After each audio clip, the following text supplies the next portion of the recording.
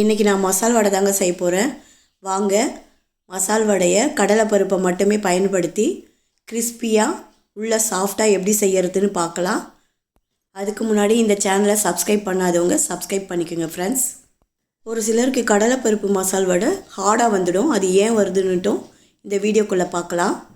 என்னோடய செய்முறையிலேயே ட்ரை பண்ணுங்கள். கடையில் விற்கிற மசால் வடையை விட சுவை அதிகமாக இருக்கும். பாருங்கள், மேலே கிறிஸ்பியாக உள்ளுக்குள்ளே சாஃப்டாக இருக்குது பாருங்கள். வாங்க என்னோடய செய்முறையை பார்க்கலாம்.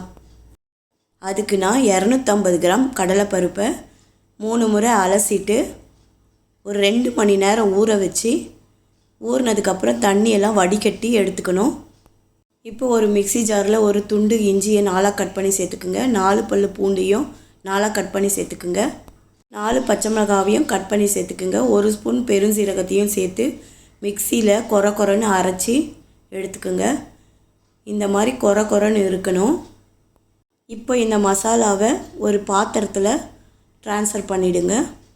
இப்போ அது கூடயே கருவேப்பிலை, கொத்தமல்லி, புதினா, ஒரு 4 வெங்காயத்தையும் பொடியாக கட் பண்ணி கொரன்னு அரைச்சி வச்சுருக்க மசாலாவோடவே சேர்த்துக்குங்க. பாருங்கள், வெங்காயத்தை சேர்த்துட்டேன். நான் புதினாவும் ஒரு கைப்பிடி சேர்த்துக்கிறேன். கொஞ்சம் கருவேப்பிலை, ஒரு கைப்பிடி கொத்தமல்லியும் பொடியாக கட் பண்ணி அதில் சேர்த்துக்குங்க.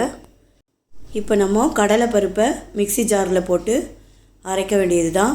மிக்ஸி ஜாரில் போட்டு அரைக்கும் போது மொத்தமாக சேர்த்து அரைக்காதீங்க. அந்த மாதிரி அரைச்சிங்கன்னா கீழே மட்டும் ரொம்ப நைஸாகிடும். அதனால தான் நமக்கு வடை ஹார்டாக கிடைக்கும். நம்ம 2 டைமாக போட்டு இதை அரைச்சிக்கலாம். அப்போ தான் கடலைப்பருப்பு கொரன்ட்டு ஒரே மாதிரி கிடைக்கும்.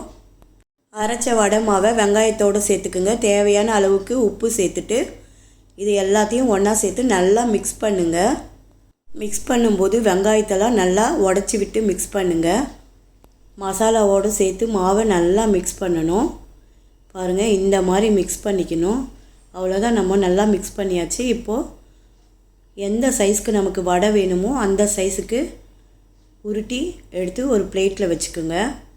நம்ம எண்ணெய் காயும் போதே கூட உருட்டி தட்டி போடலாம். ஆனால் மொத்தமாக இந்த மாதிரி உருட்டி வச்சோம்னா நம்ம ஈஸியாக போடலாம்.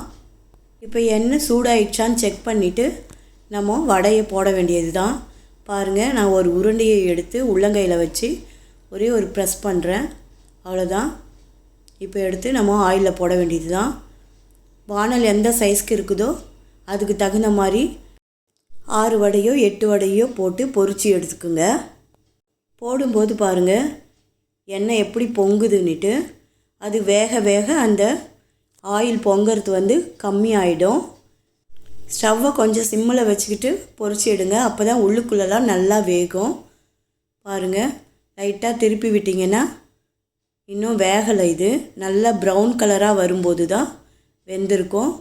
அப்போது வெந்துடுச்சுனாவே நமக்கு அந்த எண்ணெய் பொங்கிறது நல்லாவே குறைஞ்சிடும். ஸ்டவ்வில் சிம்மில் வச்சியே வேக விடுங்க.